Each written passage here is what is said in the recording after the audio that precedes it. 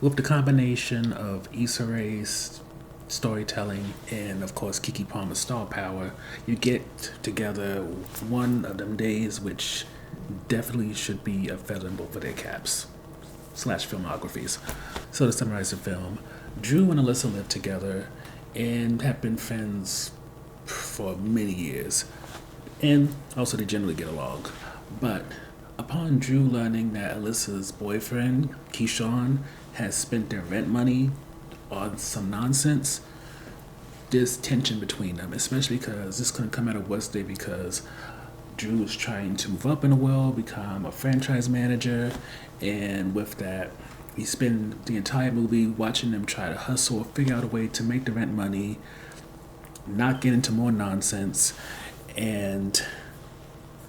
try to avoid getting their stuff put on a curb since their landlord is very quick to do that. When it comes to the review section, one of the things we always love about movies or shows that focus on a kind of urban environment is how they show community. A lot of times, they'll, less so now, there would always be a focus on drug activity, gang activity, stuff like that. But when it comes to one of them days, yes, it's established that people, I don't want to say people are poor because the rent money that Keyshawn took and spent was like $1,500, and that's a lot of freaking money to pay for rent, especially for a place that's falling apart. But getting back on track, yes, a lot of people in a complex can't necessarily afford the best stuff, but you have a maternal figure that has a little store in her apartment. You have someone that does hair. People come together when it's really in need and they can do something. And it really reminds you that despite how often when it comes to urban environments, it seems like everybody's on their own, it's crabs in a barrel, dog eat dog and all that stuff, is not necessarily true. And I love how the narrative is kind of turning little by little when it comes to media about what it can really be like if you live in the hood, urban area, ghetto, whatever you want to call it. Getting to the second highlight, it's definitely seeing how the sort of Hooray Issa Rae production has an influence on this. For while Issa Rae is only the producer on this, Sarita Singleton, who wrote many episodes of Insecure and also wrote on Rap Shit, you see what Issa Rae has become known for be all over this. Even when it comes to Drew and Alyssa, they have that sort of Molly Issa type of opposites attract dynamic in terms of their friendship, since Alyssa's an artist, somebody who's very free spirited, a little bit, I want to say ditzy, but definitely some form of that. And then when it comes to Drew, she's put together. I won't say that she's like straight, narrow, and boring, but you know, you can see that she does have plans to how to better herself. It's just money is a major issue, so it's time, and because of that, things aren't moving as fast as she would like. But either way, the combination between those two, with the influence of Issa Rae's production, Sarita Singleton's writing, gives you a good chemistry between Keke Palmer and SZA that allows you to really get into these two storylines. And I would even say, even though it's not exactly the same, it does kind of inspire light Friday comparisons. Not exactly, because Alyssa's by no means like Chris Tucker's character, and Keke Palmer's definitely like Ice Cube, but it kind of gives you that sort of buddy movie feel that you can see maybe not spawning a franchise, but could potentially create a sequel that isn't something that is just done because the first one made money, but because it actually has something to say. The next highlight for us is that this is definitely a comical movie, and let me say, I wouldn't say the comedy, especially the most memorable parts, come from Keke Palmer SZA, but instead it comes from Janelle James, who you may know from Abbott Elementary, Dwayne Perkins, who you should know from The Blackening, and of course the legendary Cat Williams, who's part of this. And I would even say for even the smaller parts who don't necessarily have a big or notable name attached to them, they also have their moments that can make you have a little bit of a laugh. Definitely get somebody, if you're in a theater where people talk, they're going to definitely say something, and it makes it so that you can't watch this movie without at least laughing once. Which leads to the last highlight, and that's just how Bethany, played by Mara Patel, was handled. And it's easy to imagine with her being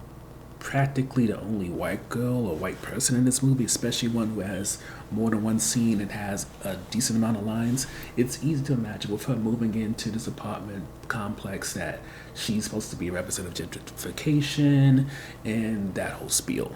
And in some ways, you can say, kinda, yeah. But at the same time, it also reminds you that as long as people like Bethany realize they need to integrate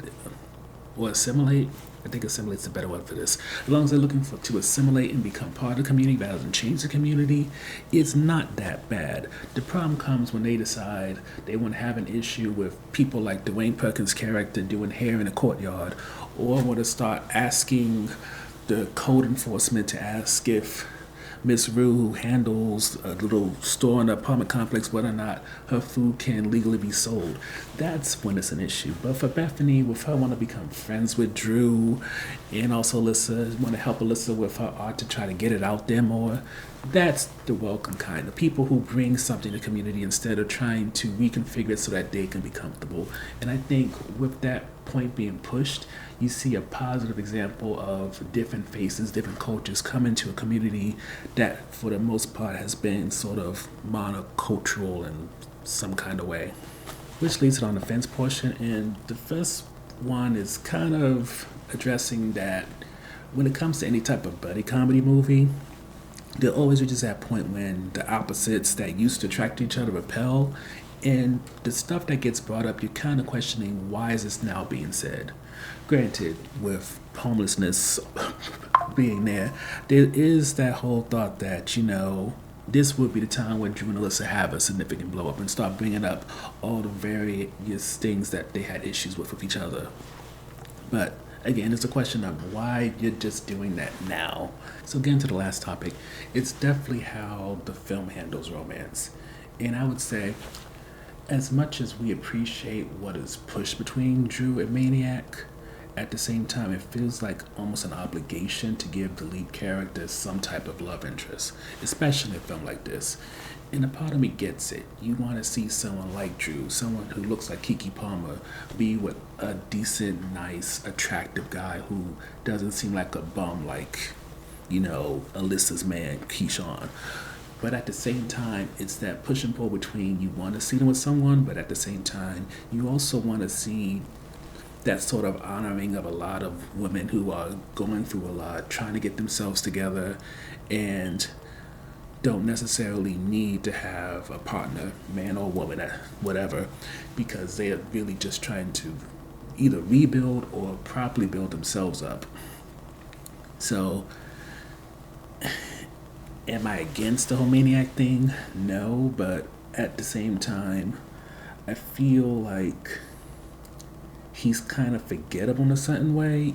even with the sort of build they give him to make you kind of question, is he going to be more so like a man that Alyssa you think would go for rather than Drew with the way that we know her. But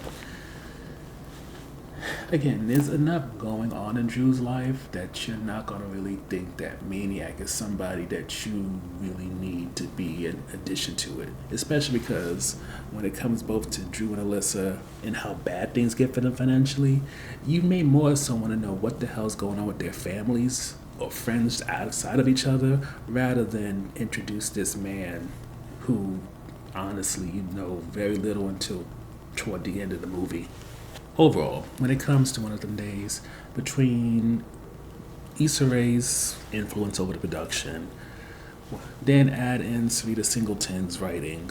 Lawrence Lamont's directing, Keke Palmer, SZA, and all these comedians who know how to take a small part and really do it big,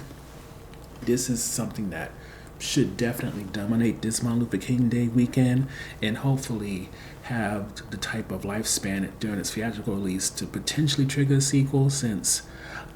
by no means is this the new Friday,